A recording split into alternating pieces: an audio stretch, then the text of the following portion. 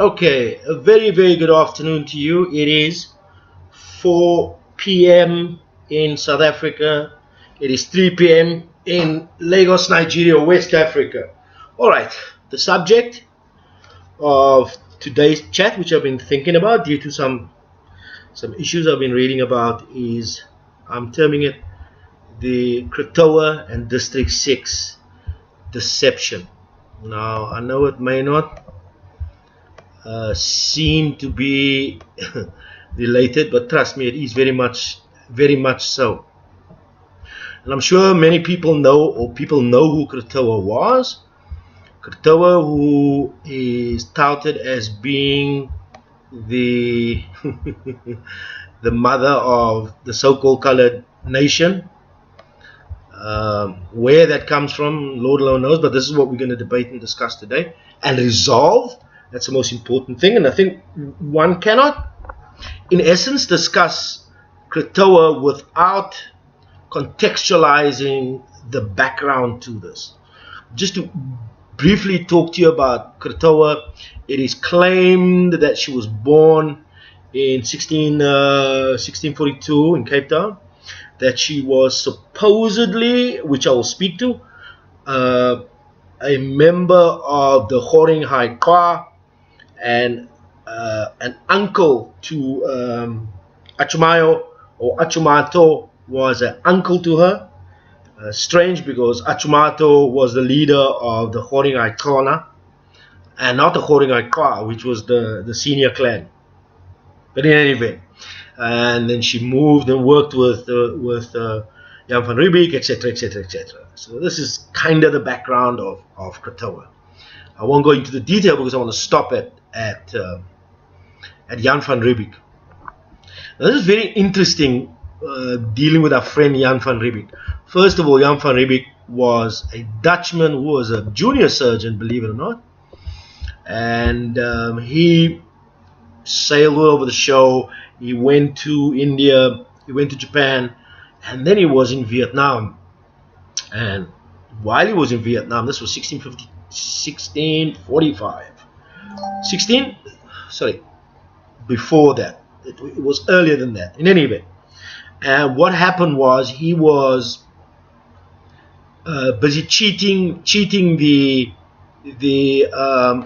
Dutch East Indian Company where he worked for, and once he returned to Holland after he was recalled, he was given an ultimatum, and the ultimatum really was, you're either going to go to prison or you're going to go and start this company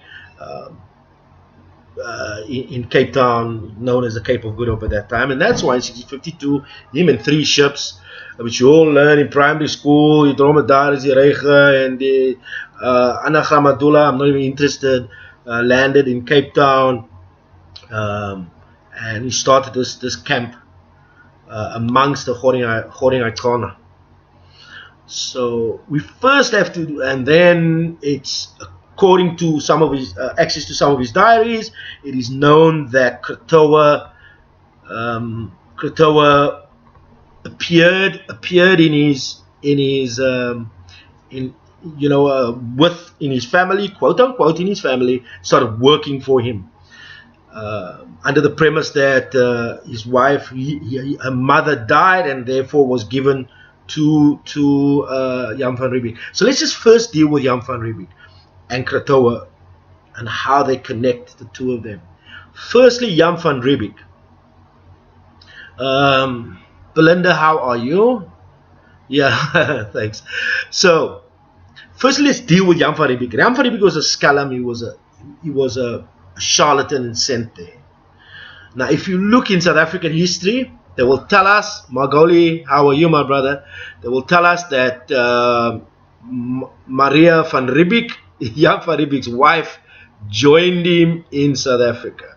Now, that's a bold-faced lie, because up to today, you will notice that only post-48, in the 50s, 60s even, there was a statue put of Maria van Riebeeck, that the 2 statues in Cape Town, on the foreshore, of fundamentally different age.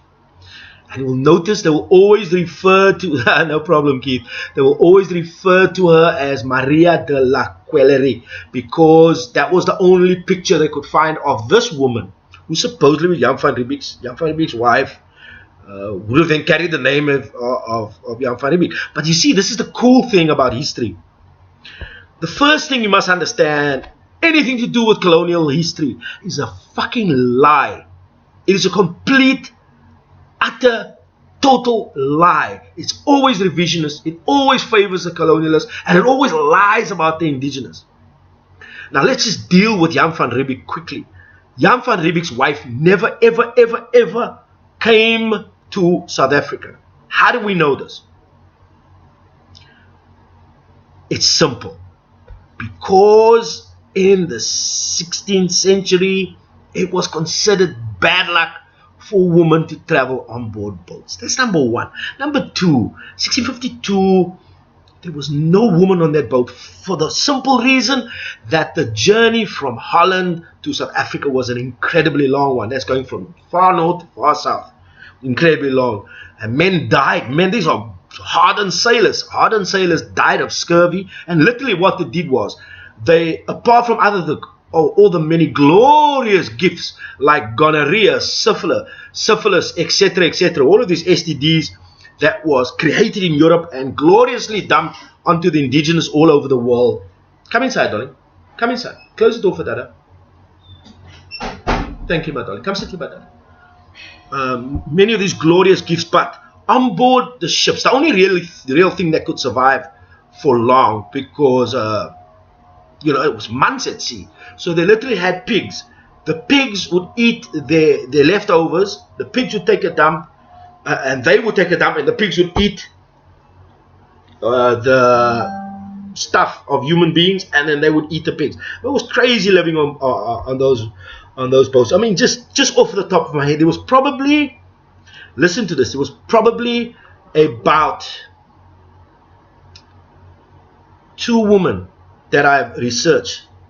STDs, Belinda? Let me tell you something. Are you aware? Here's some Chappie's moment. Did you know that rats, the common rat, is not indigenous to Africa? Africa never had rats. It was brought into Africa by colonialists from Europe. Did you know that Africa never had cockroaches? And you go, look at cockroaches. Cockroaches come from Germany, never indigenous to Africa. So there's your did you know moments. I gave you 2 instead of 1. Don't say that I don't give you 2 for the price of 1. In fact, you're not paying for this. You're getting 2 for nothing. Okay, so let's just talk about women on boats. There were 2 women that during this time, 1650s, 1660s, that were dressed as men and were pirates. The one pirate, Jacques Delahaye, generally operated in the Caribbean, dressed as a man. There was another woman, Lady Elizabeth Killigrew, whose father was a pirate, and she was a pirate, but just on the shoreline of England. So this is what pirates.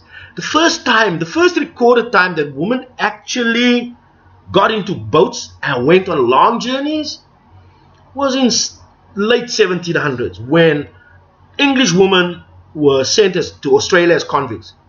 So it was impossible that Maria van Riebeeck came, Pulani, how are you? That van Riebeeck came or had sent for his wife. His wife was never here. Now let's just deal with Krotoa. If you understand the history of Khoisan people, especially Kuna, the Koina, they had very tight family bond, and they revered their children and protected their children. And in protection of these children, there's no ways that they could have given this child, check the words, 1654, given this child to Van Riebeeck to be a servant at the age of 11 years old. It's not possible. I am of the opinion, and for the simple reason that, I'll come to that now, but for the simple reason that Jan van Riebeeck was very meticulous about his diaries. I mean, he did fuck all day. He fuck all. He just sat around smoking, fucking around. So he wrote a lot. He wrote his diaries. His diaries were meticulous, but there's very little, if anything, to say about Krotoa. Krotoa was, in my opinion, not from Krotoa. She was not even from, she was not from any clan from within that tribe, including tribe from South Africa. Now, how do I say this? Because in the narrative of Krotoa, in terms of A, her interaction with Achumayo or Achumatu, B, the severe defiance and scorn that, sit down please, that Damon, who was the leader of the Khoring hated this woman. He despised her to the point, and it's well documented, whenever he saw her, he would always insult her. Now that is unbecoming of Khoisan people in terms of respect. Sit over there. Now you're being foolish. Thank you. That's number one. Number two, that Khoisan people revered those who have passed away. Her burial, she was literally just chucked there. Nobody came for her. She didn't have a traditional burial. Neither she had a Christian burial after a while. So her body was literally laying there. Somebody said, oh, okay, let's just chuck it into the ground. Okay, so that's another point. So I'm of the opinion, but you're going to ask me, okay, so if she wasn't from any Khoisan clan or tribe, where could she be from? Well, are you aware that during the same period that Holland had colonies in Ghana, two outposts in Ghana, and many of them in Angola? Now, what do we know? What have we established? That one, that Van Riebeeck's wife never ever came there. That Van Riebeeck was a scoundrel. I am of the opinion that Van Riebeeck was a child molester. That Van Riebeeck acquired this child with the Amersfoort. You can actually go and Google this. Amersfoort. It was a boat that was full of Angolan captives, were about to be sold as slaves. And you see, it ties together, because here the boat came at the same time when that boat came to Cape Town. So it was literally claimed by Van Riebeeck, and it had on board 353, somewhere around there, Angolan captives, Africans from Angola who were captured and was about to be sold as slaves.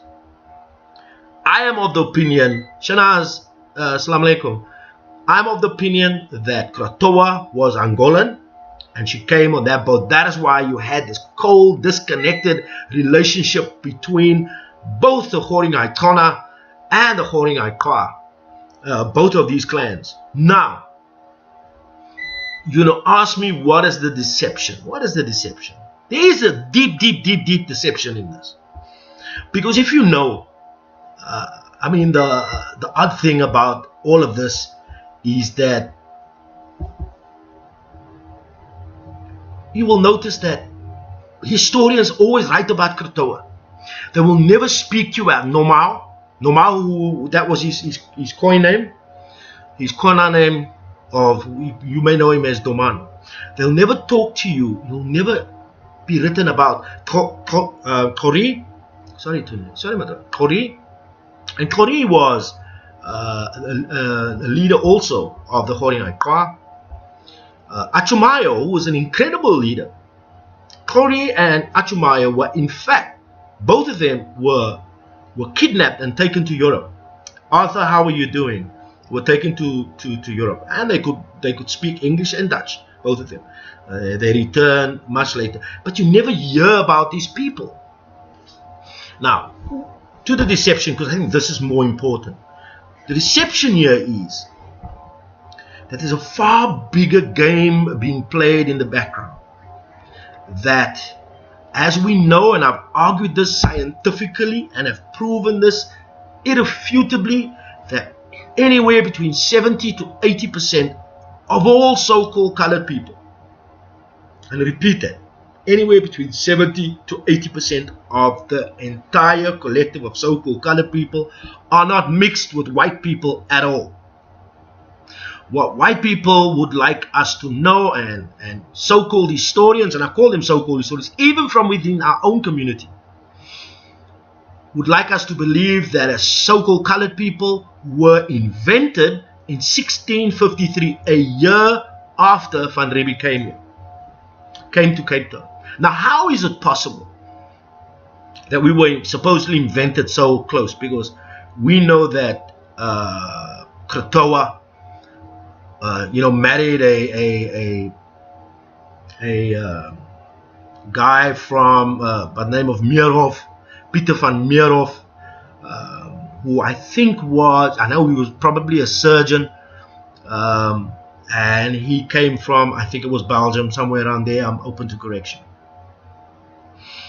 Now, interesting again, but what is the deception? So number one, we have been taught and indoctrinated for many years that so-called colored people are not indigenous.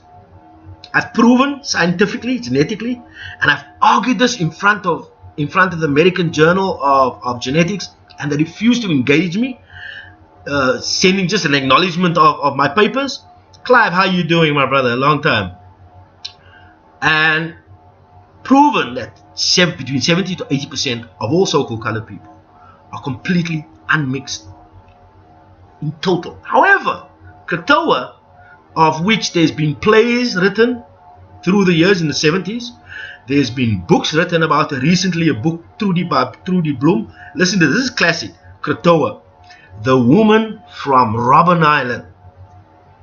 I'll read that again. Go read the book.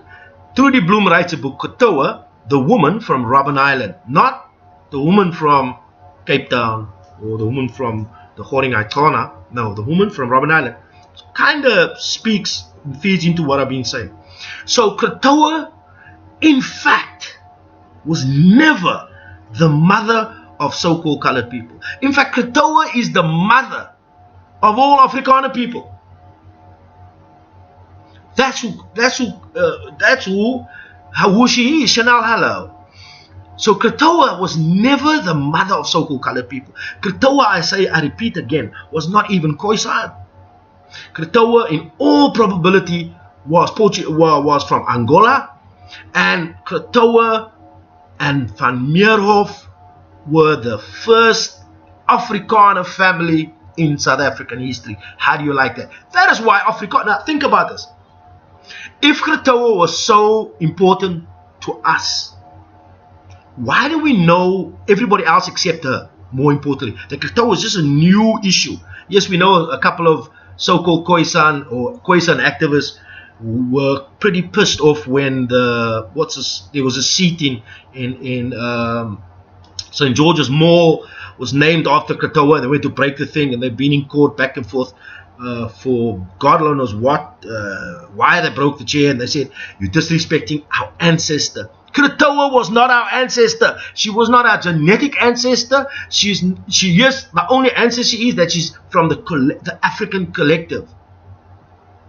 Krotoa has never been a Khoisan from our Khoisan genetic lines at all.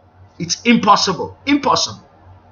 Krotoa, in fact, is the mother of the Afrikaner nation. And I'll tell you why. You know, my grandmother was a very wise lady. You know what my grandmother said? My grandmother said this. Do you know that Afrikaner people will never have more than 2 children? She said, any Afrikaner family from back in the day will never have more than 2 children. And she said, I said, why do you say that? She said, you know why?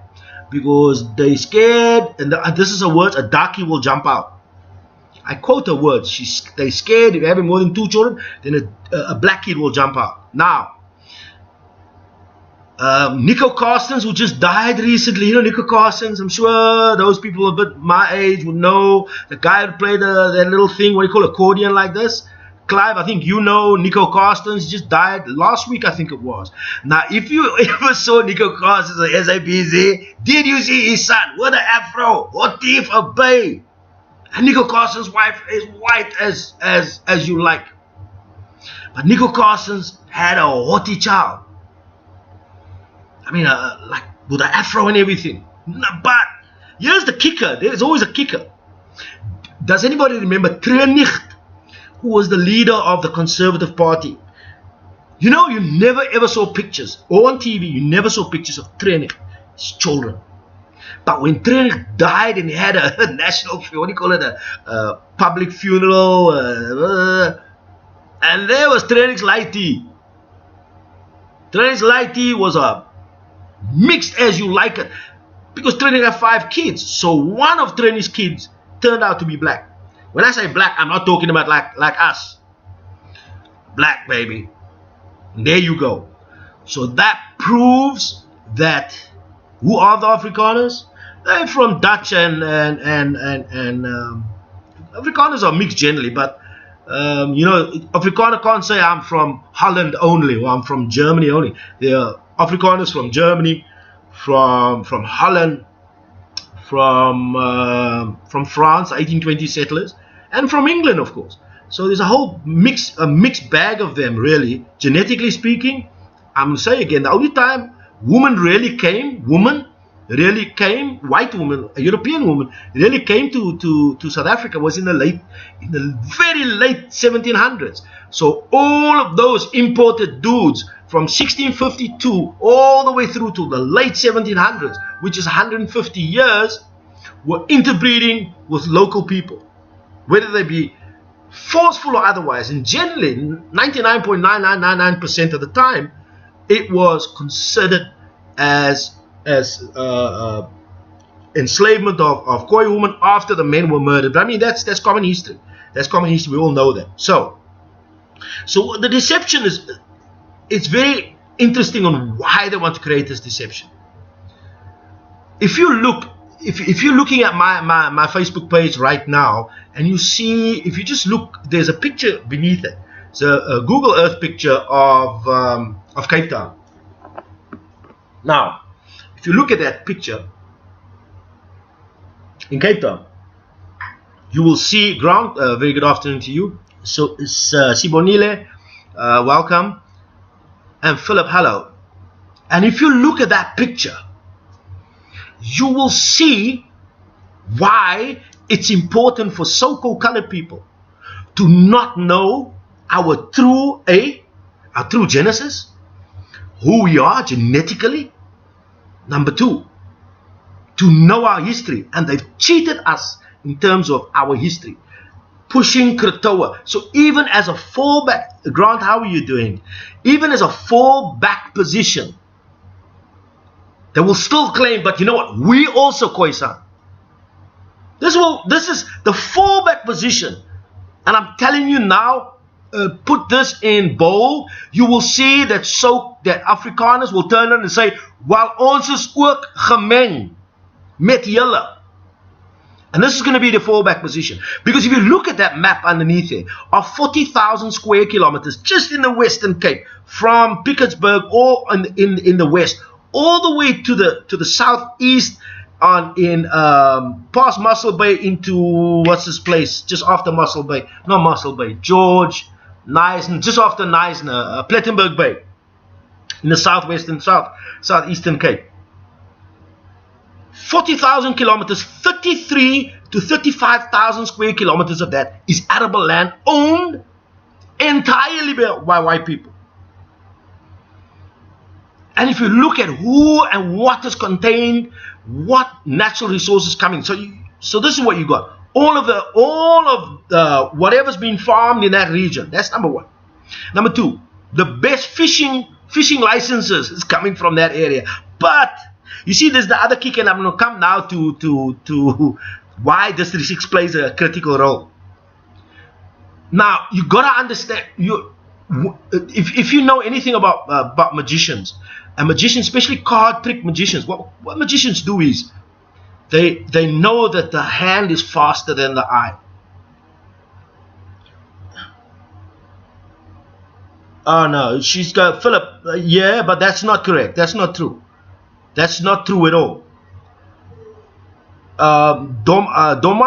Nomau hated the woman and constantly pointed her out that she was a collaborator, that she was never part of them. She could never ever, even after her husband died, Van Meerhof died. Sorry, I'm just talking to Philip quickly.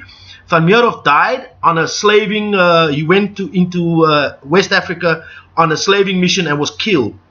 When her husband died, she was alone. Jan van Riebeeck had left. The child molester had left. So she had no protection from Van Riebeeck. She had no protection from her husband. So here she was alienated from the both. And you must remember there were four major groups. Four major groups in that region. The main group, believe it or not, was not the Khoring Khoa. Even though in the center of the city was a Khoring Khona. I know people call it Khoring Khona. It was Khoring Khona. The major clan in that region was the Krotoa. And the Krotoa, they were the dominant tribe. So what they would do was they would move their herds. And when I'm talking about the herds of fat-tailed sheep and oxen, I mean, there was evidence of one where I've actually got this book and I wrote a piece about it. If somebody wants to just mail me, I can give it to you. There was this huge piece on, they were following this tribe, and they went to one of their grazing areas or regions, and there were only men looking after this. It was like 20 or 30 men, but they counted 400,000 sheep. I mean, this is crazy. 400,000 sheep and between 8 to 900,000 heads of cattle. This is just ludicrous. So obviously with huge herds like this, they had to graze on a very, very wide area. So they were grazing all the way to Piketberg, all the way to Cape Town, because in 1654, the first major Khoikhoi war, they broke it. I'm going to read this for you. They refused to allow Van Riebeeck and his guys, and they declared boldly that this was not our land. This is a Dutchman talking. This is Van Riebeeck writing, scribing in his own diary. He says, they declared boldly that this was not our land but theirs, and they would place their huts and move their cattle wherever and whenever they chose. He also writes further about the Khoring Khoa who came there. Now, don't forget, Khoring Khoa was the senior clan to the Khoring Khona. This was in 1655, and this sparked the first Khoikhoi Dutch War. And this is what Achumayo tells, in 1655, tells Jan van Riebeeck. You're living on our land, and you're rapidly building more and more as if you intend to never leave. And for that reason, we won't trade cattle with you anymore. On that same day, and they moved. Now listen to this. He says, look, you seem to be building more and more structures. Yet you say, because what our original arrangement is, that you guys are just like chilling out here for a while, and then now all of a sudden it looks as if you guys are going to be here forever. So number one, you see, that in itself just kills a lot of perception. And the perception is that Khoisan people, let's talk about Khoi people, never understood the concept of land ownership or land tenure. But here was three groups, the Krotoa, the Khoring Khoa, the Khoring Khona, who tells Van Riebeeck, and he meticulously writes this down on 3 different occasions. Guy, this land belongs to us. I'm going to say that again. You've got to understand, moving forward from that, logically, the extension, by extension, what it means. They told him, guy, this land is not yours. This land belongs to us. You can't, we thought you're just going to build like one little hut and chill, and now you're building more and more and more and more and more huts. It implies that are you planning to fucking stay here? Are you crazy? We thought you're just chilling. And the guy was building huts, and that sparked the first war. That sparked the first war. So we're still dealing with the perception of this. So you see, they have to deceive so-called colored people into believing that we have no genetic connection to Khoisan people. And yes, we do. Daily, our collective is discovering that we are indeed genetically connected. That my own genome thing that I had done in America, I'm 78% Khoisan, Khoi. 78%, L0D. That is a high percentage. 78%. If I get a 78% pass in school, what am I? That's like an A pass, isn't it? Cool. So I'm an A class Khoi person in terms of my descendancy. Between 70 to 80% of all so-called colored people are direct blood descendants of Khoisan people, which means they then therefore will own two things. One, they will then therefore own the right to turn around and say, my friends, you are in occupied land. The land belongs to us legally, lawfully, genetically, and otherwise. That's number one. Okay, so let's look at number two. So this is how the game is being played. They were exactly said too. Well done. They were refreshing there, so they should have refreshed on the way home, but they didn't. You know what they did. In any event. And the other issue of the deception. So Edgar, hello, welcome. So the deception is to cheat so-called colored people, to believe that we belong to this wishy-washy group of people referred to as colored, because colored is not tied to a land. When you tell a person, you ask a person, yeah, that's of course, because absolutely, Grant, because we've been taught that for hundreds of years. Look, so-called colored people, take their front teeth out and ask them, why do you do that? Not one person can tell you, but I can tell you. It's because during periods of slavery, and when especially Khoi males were caught, and they refused by law, Edgar Adams can tell you, by law, refused to let people speak their mother tongue, that their teeth were removed. Like if you watch, you see, and they've done this. If you watch Birth of a Nation, you will actually see them doing this in the movie Birth of a Nation. They took a chisel and a hammer and beat out the 4 teeth. This is what was done. So yes, we've been indoctrinated to believe that we don't. And I'm telling you why they're deceiving. So now let's come to District 6. I'm asking you, what is the correlation between Krotoa and D6? This is the, you know, if you ask any so-called colored person,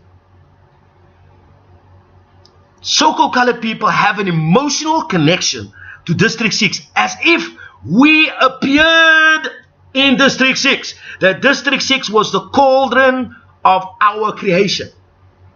Are you getting me? We didn't begin in District 6. District 6 is but a little tiny little Mickey Mouse thing of so-called colored people. But we've been channeled and taught that, we must have this connection to District 6, and they write plays about District 6 and music, and everybody watching District 6, the memories. You see, it's a deceptive move. It's deception to cheat so-called colored people that, because what they're going to do is they're eventually going to give District 6 back. They haven't given back areas like Camps Bay, Clifton, where so-called colored people live. Camps Bay, Clifton, Sea Point, Green Point, Mooly Point, Tokai, what's the place on top of Tokai? Sorry, I've been out of Africa for a long time. Hout Bay, Landudno, Harfield Village, Claremont, all of these areas where so-called colored people, Harfield Village, where so-called colored people live, booted them out. We haven't been given that land back. Because you see what they don't want us to focus on. And this is the trick, the card, they show you this card, but they're moving another card over here. They want to show you this card, because this card means that we are going to demand 40,000 square kilometers of just the Western Cape. Because that's what they are. They are in possession illegally. Because here's the big kicker. You see, Mandela didn't do it for them. If you think Mandela did it for them, you're wrong. Because the think tanks of those colonialists who are in possession of our land know a fundamental legal fact. Now, if you didn't know it, I'll share it with you now. And the legal fact is as follows. Nothing legal can flow from an illegal transaction, irrespective of time and space. I'm going to say that again. Nothing legal can flow from an illegal transaction, irrespective of time and space. That is the first law of law. The second law of law is that possession is 9/10 of the law. Are you with me already? Possession is 9/10 of the law. So they know, regardless of what deals they did with Mandela, what deals they did with Thabo Mbeki, what deals they did with Jacob Zuma, whoever et al., they're going to have to do another deal. So right now, all of these Khoi movements, all of these Khoi guys, Khoisan movement, this Khoisan movement, do you know how many Khoisan movements there are on Facebook alone? Probably about 50. And do you know why everybody's positioning themselves right now? It's because Jacob Zuma, not even last week or the week before, please correct me if I'm wrong, has just announced that he's got 100 million rand extra for his budget for traditional leaders. Hey! Ons mense wag vir die geld. And this is the game that's being played. Because you see, they want to divert our attention. So they use the diversion of District 6 to confuse people emotionally. And they're using the whole movement now. All of this Khoisan movements. And we've been measured and taped and they know what you like, who you are, who you married to. They know, they got the dossier on every single one. Trust me, I can tell you what I've experienced myself, witnessed myself. I'll give an example. I sat in a meeting, a marketing planning meeting in 1993 in Gilby's house in Stellenbosch. And there an Afrikaner, nondescript Afrikaner guy was referred to only as the projector, came in and projected the decline of the rand up to 12.50. Guess what? This was 1993. And he said by 2017, listen to this. I mean, this is crazy. 2017, the rand will be at 15 rand. At that time, the rand was 56 cents to the dollar. So anyway, so it shows you that they play very long-term games.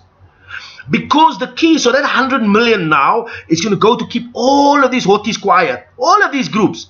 So all of you guys in the Khoisan movement, get ready, get your bank accounts ready. You're going to get paid and you're going to go to sleep again. Because the two biggest, most powerful families in South Africa made their money off land traditionally owned by Khoisan people, which is Northern Cape, the whole of the Northern Cape, the whole of the Southern Cape, Southwestern Western Cape. And those two families are the Oppenheimers. Am I correct? Of course I'm correct. And of course the Ruperts. And you know where the Ruperts are from. These are the people who behind the scenes control and own South Africa. These are the people who have state captured us. From the days of the Dutch in 1652, to the English, to the French, to the Germans, to the Afrikaners in 1948, we've been in a perpetual state of state capture.